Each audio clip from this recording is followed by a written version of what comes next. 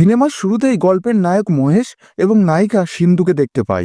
তারা একান্তে সময় কাটাচ্ছে এবং তারা সারা জীবন একসাথে থাকার কথা বলে। পরের দৃশ্যে দেখি সিন্ধু কলেজে বসে কাঁদছে, আর একটা ছেলে যে সিন্ধু আর মহেশকে আলাদা করতে চায় সে সিন্ধুকে জিজ্ঞাসা করে, তোমার আর মহেশের মধ্যে কি ঝগড়া হয়েছে? তুমি ওকে ছেড়ে আমার সাথে চলো। তখন মহেশ তাকে বলে যে সিন্ধু গর্ভবতী, নিয়ে যাবি ওকে? ছেলেটি সম্পূর্ণ হতবাক হয়ে সেখান থেকে টুপ করে কেটে পড়ে। মহেশ সিন্ধুকে বলে, এতে কান্নার কি আছে, এটা তো নর্মাল ব্যাপার। সিন্ধু বলে, হ্যাঁ তোমার কাছে এটা নর্মাল হবে, আমার কাছে এসব কিছু নর্মাল নয়, বুঝলে? তারপর মহেশ গর্ভপাতের পরামর্শ দেয়, কিন্তু সিন্ধু এই সন্তানের জন্ম দিতে চায়। তখন মহেশ বলে যে দেখো, এখন কেঁদো না, বাড়ি ফিরে যাও, পরে এসব নিয়ে কথা বলা যাবে। কিন্তু সিন্ধু বলে, আমি আর বাড়ি যাব না। আর কি করার, মহেশ তার ঘনিষ্ঠ বন্ধু অমিতের গেস্ট হাউসে থাকতে শুরু করে। সিন্ধু মহেশের উপর খুব রেগে থাকে। এই সময় মহেশকে তার মা কল করে। মহেশ বলে, আমি অমিতের বাড়িতে আছি, আমি এখন কদিন এখানেই থাকবো। পরের দিন মহেশ হোটেল থেকে খাবার আনে এবং দুজনে খায়, কিন্তু সিন্ধু মহেশের সাথে একটু কথা বলে না। ঠিক তখনই ডোরবেল বেজে ওঠে আর সিন্ধুর বাড়ির লোকজন সেখানে আসে। আসলে সিন্ধুর পরিবারের সদস্যরা পুলিশের কাছে অভিযোগ করেছিল যে মহেশ সিন্ধুকে কিডন্যাপ করেছে। এরপর তারা সবাই পুলিশ স্টেশনে যায়। তারা ইন্সপেক্টরকে বলে যে আমার মেয়ে কারোর দিকে মাথা উঁচু করে তাকায় না, এই ছেলেটি তাকে জোর করে আটকে রেখেছে। তখন ইন্সপেক্টর বলে, আপনারা চুপ করুন আর আপনার মেয়েকে কথা বলতে দিন। তখন সিন্ধু সবার সামনে বলে দেয় আমি গর্ভবতী, এবং এই কথা শুনে সিন্ধুর বাবার বুকে যন্ত্রণা শুরু হয়ে যায়। তারপর সবাই তাকে হসপিটালে নিয়ে যায়, আর তখন মহেশের বাবা সেখানে আসে।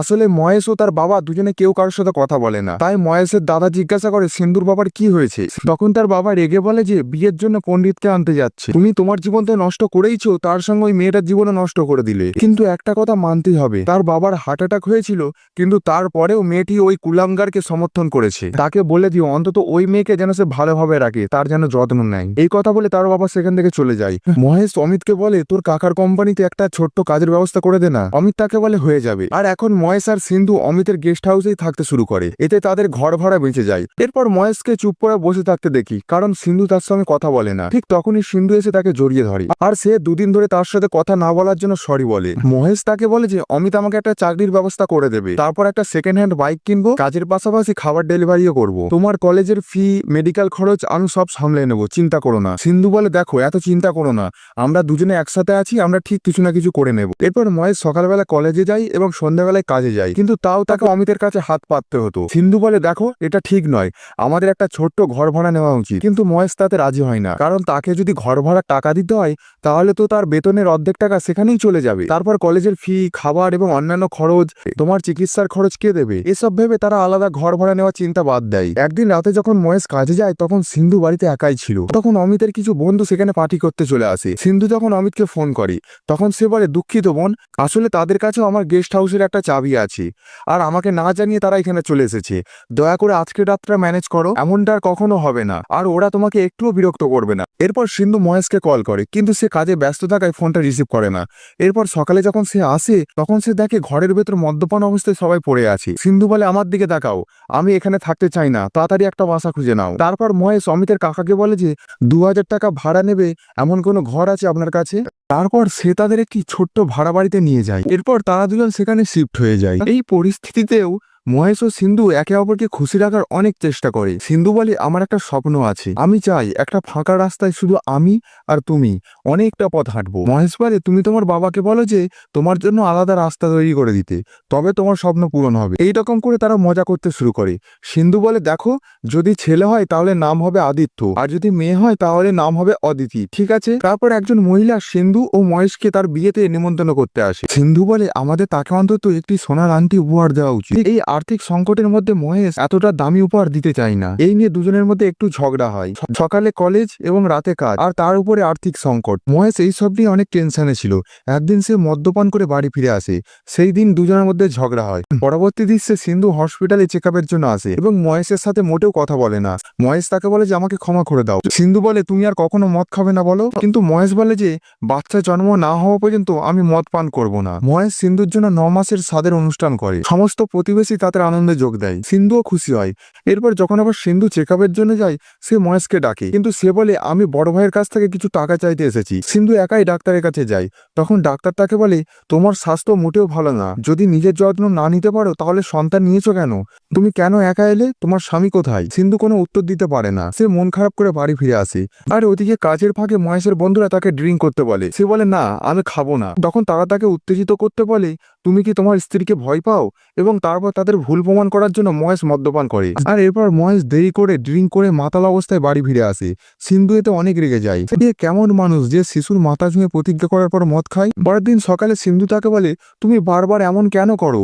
আমার যন্ত্রণা কি তুমি বুঝতে পারো না? তখন সে তাকে বলে, তুমি একাই যন্ত্রণায় আছো, আমি যন্ত্রণায় নেই। সকালে কলেজ দিনরাত মেশিনের মতো কাজ করি, আমি তোমাকে গর্ভপাত করানোর জন্য বলেছিলাম, কিন্তু তুমি তো জেদ ধরে রেখেছো যে বাচ্চাটা জন্ম দেবে। এই কথা শুনে সিন্ধু খুব কষ্ট পায়। তারপর মহেশ এবং তার মধ্যে ঝগড়া হয়। মহেশ রাগ করে বাইরে চলে যায়। কিছুক্ষণ পর সিন্ধুর প্রসব বেদনা শুরু হয়। সে অনেক কষ্ট করে মহেশকে ফোন করে, কিন্তু মহেশ রাগে ফোন তোলে না, বারবার ফোন কেটে দেয়। সিন্ধু যন্ত্রণায় ছটফট করতে থাকে। একজন প্রতিবেশী তাকে খাবার দিতে আসে এবং তার অবস্থা দেখে সে তাকে হসপিটালে নিয়ে যায়। সে সিন্ধুর বাবা মাকেও জানায়।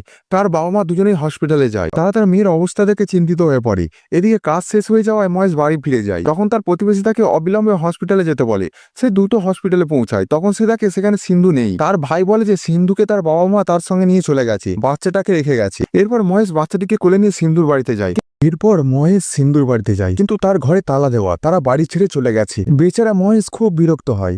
এরপর সে বাচ্চাটিকে তার বাড়িতে নিয়ে যায়, কিন্তু তার বাবা মাও তাকে ফিরিয়ে দেয়। এরপর মহেশ বিরক্ত হয়ে শিশুটাকে এতিমখানায় নিয়ে যায়। এতিমখানার লোক তখন তাকে জিজ্ঞাসা করে, বাচ্চাটাকে কোথা থেকে পেয়েছো? মহেশ বলে, রাস্তার ধারে একটা ডাস্টবিনে পড়েছিল। এতিমখানার ম্যানেজার বলে, একটা কাজ করো, রেজিস্টারে তোমার নাম ও ঠিকানা লিখে দাও। মহেশ তাদেরকে বলে, আমাকে বাথরুম যেতে হবে। বাথরুম কোন দিকে? মহেশ বাথরুম যাওয়ার অজুহাত দেখিয়ে সেখান থেকে পালিয়ে যায়। কিন্তু যাওয়ার পথে সে নিজেকে খুব অপরাধী বোধ করে। তাদের ভুলের জন্য বাচ্চাটা কেন শাস্তি পাবে? এটা তো তারই বাচ্চা। সে আবার এতিমখানায় ফিরে আসে। সে ভেতরে ঢুকে তার সন্তানের কাছে যায় আর বলে, এই বাচ্চাটাকে আমি নিয়ে যাচ্ছি, আমি নিজেই খুঁজে বার করবো এর বাবা মাকে। মহেশের বন্ধু তাকে বলে, তুই মানুষ না পাথর, নিজের সন্তানকে এতিমখানায় ফেলে দিতে গিয়েছিলি। সে অমিতকে অনুরোধ করে যে, বন্ধু, আমি আর আমার ছেলে আজ থেকে এখানেই থাকবো, আর কমপক্ষে তুই 3 বছরের মধ্যে বিয়ে করতে পারবি না। অমিত বলে, বাহ, এটা শুনতেই বাকি ছিল, ভুল তুমি করেছো এবং তোমার সন্তান লালন পালন করতে আমি অবিবাহিত থাকবো। মহেশ বলে, ভাই অমিত, তুই আমার সবচেয়ে ভালো বন্ধু, তুই কি আমার জন্য এটুকু করতে পারবি না? অমিত বলে, ওকে, আর তেল দিতে হবে না। এরপর ধীরে ধীরে সময় কাটছে। সে তার সন্তানকে নিয়েই কলেজে যায় এবং তার সাথে সময় কাটায়। অমিত বাচ্চাটাকে খুব ভালোবাসে এবং তাদের জীবন সুখে ভরে যায়। মহেশ তার সন্তানের নাম রাখে আদিত্য, যেমনটা সে আর সিন্ধু ঠিক করেছিল।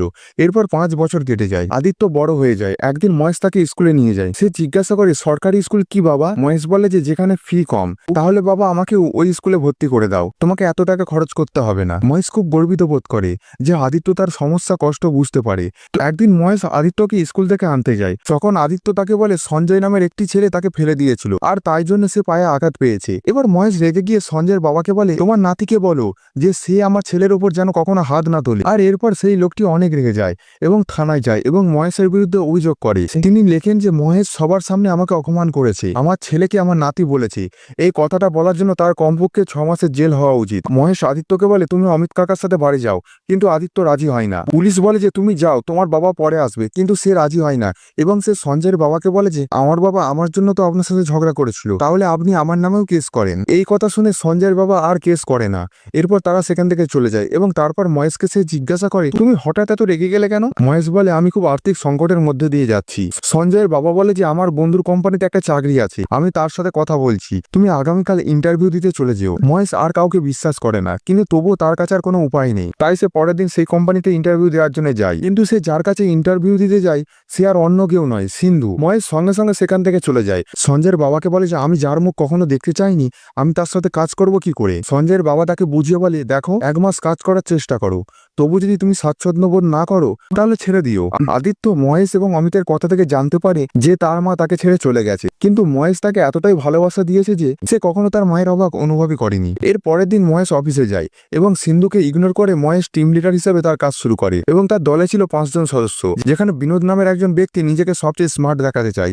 সে মহেশকে বলে, আমি সিন্ধুকে পছন্দ করি, আমি তার ব্যাপারে সব জানি। এটা শুনে মহেশ মনে মনে খুব হাসে। একদিন মহেশ আর বিনোদ লাঞ্চ করছিল, তখন একটা ছেলে সিন্ধুর সাথে কথা বলে চলে যায়। বিনোদ বলে, এটা সিন্ধুর হবু স্বামী, কিন্তু আরেকজন লোক আছে যে সিন্ধুকে খুব বিরক্ত করে, সে হলো ম্যানেজার, সে এখন কদিন ছুটিতে আছে। এই কথা শুনে মহেশ কষ্ট পায়। সেভাবে সিন্ধু তাকে ছেড়ে ভালোই আছে। পরের দিন মহেশের দলের একজন সদস্য যার নাম দীপিকা, সে একজন ক্লায়েন্টের কাছে ভুল করে অনেক টাকা পাঠিয়ে দিয়েছে। এই কারণে সিন্ধু তাকে অনেক বকাবকি করে। মহেশ বলে যে দীপিকা আমার আন্ডারে কাজ করে, সে ভুল করলে সেই ভুলের দায়িত্ব আমার। সিন্ধু বলে তোমার কাছে আর 6 ঘন্টা টাইম আছে, তার মধ্যে টাকা ফিরিয়ে আনবে। এই বলে সিন্ধু চলে যায়। এরপর মহেশ দীপিকাকে নিয়ে অমিতের কাছে যায়।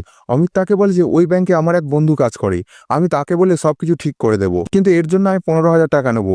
দীপিকা বলে আমার কাছে মাত্র 6,000 টাকা আছে, বাকি টাকা পরে দেবো। তখন মহেশ হেসে বলে যে এবার তোর ড্রামা বন্ধ কর, আসলে অমিত মজা করছিল। দীপিকা মহেশের সাহায্যকারী স্বভাব দেখে ইতিমধ্যে দীপিকা তাকে পছন্দ করতে শুরু করে। এর পরের দিন মহেশের দলের একজন সদস্য যিশু বাথরুমের ভেতরে আত্মহত্যার চেষ্টা করে। মহেশ তখন নর্মাল ভাবে বাথরুমের ভেতরে যায়। তখন যিশু তাকে বলে স্যার দয়া করে বাইরে যান, নাহলে আমি গলা কেটে ফেলবো। তখন মহেশ বলে তুমি যা কাটতে যাও কাটো, আমি আগে টয়লেট করি। আর শোনো, তুমি যদি ভুল করে অন্য শিরা কেটে ফেলো তাহলে তুমি সারা জীবনের জন্য পঙ্গু হয়ে যাবে, আর তুমি সারা জীবন কারোর ওপর বোঝা হয়ে থাকবে। এই কথা শুনে যিশু বলে স্যার আমি খুব জাঁকজমকের সাথে এসেছিলাম, কিন্তু আমি এখন মরতে চাই না। যদি আমি এখন আত্মহত্যা না করি তাহলে সবাই আমাকে নিয়ে মজা করবে। এবার আপনিই বলুন এখন আমি কি করব। মহেশ বলে যে তুমি তোমার অভিনয় চালিয়ে যাও, আর আমি তোমাকে বাঁচানোর অভিনয় করে বের করে নিয়ে যাব।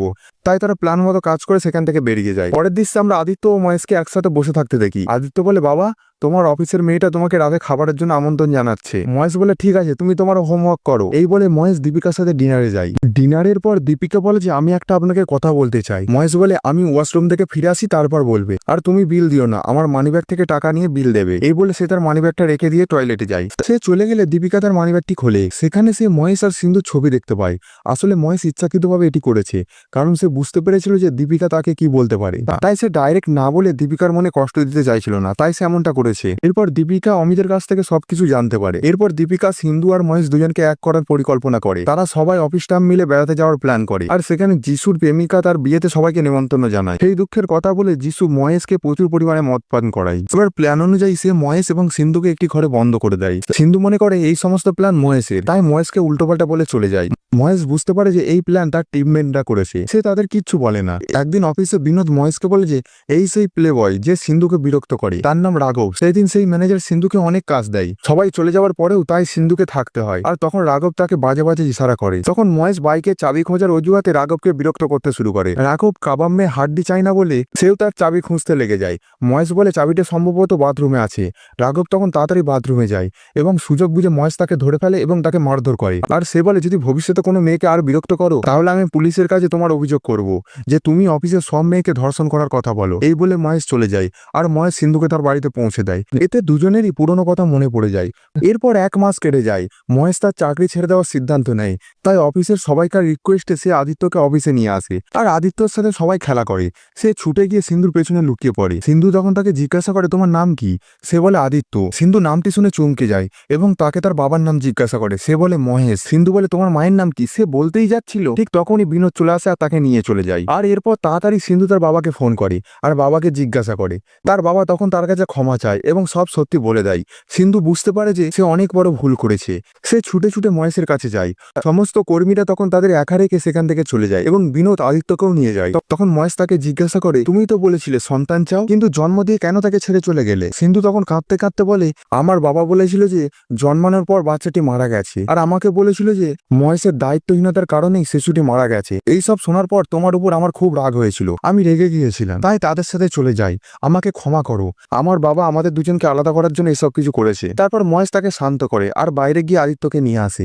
মহেশ আদিত্যকে বলে যে এটা তোমার মা। সিন্ধু তাকে বুকে জড়িয়ে ধরে কান্না করে। এটা দেখার পর মহেশের চোখেও জল ভরে যায়। আর এই সাথে সিনেমাটি এখানেই শেষ হয়। বন্ধুরা, সিনেমাটি যদি আপনাদের হৃদয় ছুঁয়ে থাকে আর আমার এক্সপ্লেন যদি আপনাদের ভালো লেগে থাকে, ভিডিওটিতে একটি লাইক এবং চ্যানেলটি সাবস্ক্রাইব করবেন। ধন্যবাদ।